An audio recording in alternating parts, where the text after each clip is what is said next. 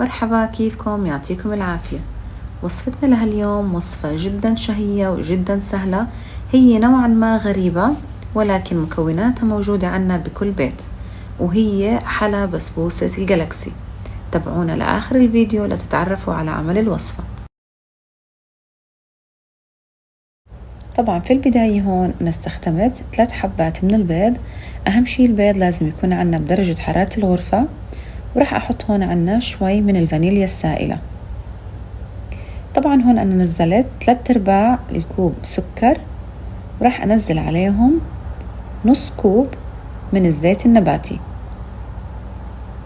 بالإضافة إلى هون حطيت علبة قشطة، أنا استخدمت هون قشطة جيمر وزن 170 جرام، وحطيت عليهم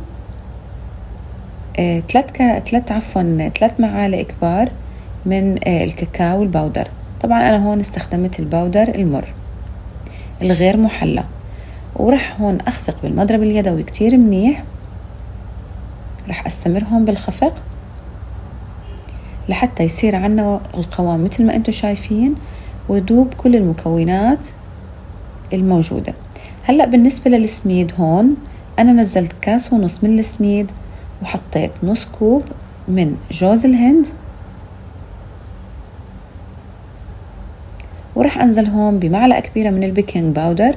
أنا طبعا هون مثل ما انتم شايفين حطيت 2 معلقة صغار، وراح أنزل 1/4 معلقة صغيرة من الملح. بالإضافة إلى طبعا حطينا 1 معلقة صغيرة من قهوة سريعة الذوبان، هون بتعطي نكهة كتير مميزة. وراح أرجع هون أضربهم بالمضرب اليدوي بهاي الطريقة مثل ما انتم شايفين. طبعا أنا استخدمت البايركسات هاي الصغيرة، فيكم تستخدموا الفخارات الصغيرة. أنا طبعا حبيت أورجيكم أبسط الشغلات اللي ممكن إذا توفرت عندكم أو ما توفرت عندكم. راح أدهنها كتير منيح بالسمنة مثل ما شفتوا، وراح أنزل هون الخليط بالتساوي. الكمية هاي عملت لي هون أنا 3 بايركسات حجم صغير. طبعا أنا راح أكون مسبقا مجهزة عندي الفرن على درجة حرارة 180، وراح أدخلهم على الفرن من تحت من الشواي، وراح أستنى لحد ما تتحمر الأطراف من تحت لحالها، اوريدي راح تتحمر الأطراف من فوق. وطبعا هون بعد ما صارت جاهزة معنا راح أعمل هون ثقوب. الخطوة هون هاي كتير مهمة مشان تتشرب معنا كتير منيح. راح أكون هون موزع الثقوب بالتساوي، وراح أبلش هون أشربها بالحليب المحلى المكثف. صبايا طبعا الحليب المحلى المكثف هو شيء أساسي بهاي الوصفة للتشريبة. فيكم تستبدلوها بالقطر، ولكن الحليب المحلى هو الشيء الأساسي بهاي الوصفة. طبعا راح أوزعه هون بالتساوي، وأهم شيء إنه نحط الحليب المحلى على البسبوسة وهي ساخنة أول ما تطلع من الفرن. راح أستمر هون بالتوزيع لحتى تتشرب معي البسبوسة كل الحليب المكثف. طبعا بعد ما نوزعها ونتأكد إنه تشربت منيح، رح نتركها لمدة 3 دقائق أو دقيقتين.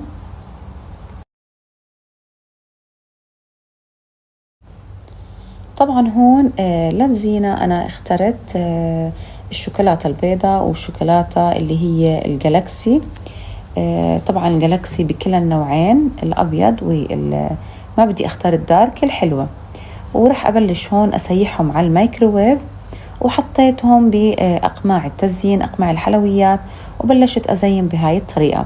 طبعا صبايا بالنسبة للتزيين برجع لإلكو ذوق شخصي باختيار نوع الشوكولاتة اللي انتو حابين تزينوا فيها، ولكن أنا هون استخدمت الشوكولاتة الجلاكسي البيضاء والشوكولاتة الجلاكسي السادة الحلوة طبعا.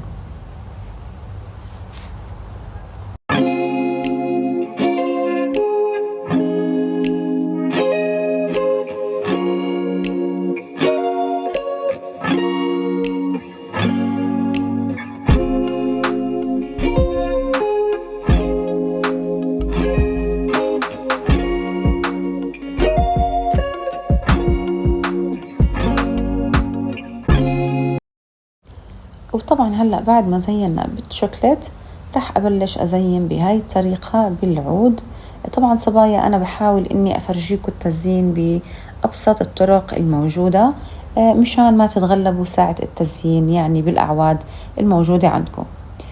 طبعا صبايا هيك صارت وصفتنا جاهزة لهاليوم.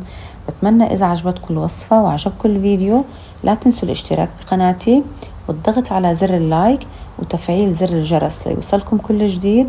وصحتين وألف عافية، وشكرا لحسن المتابعة.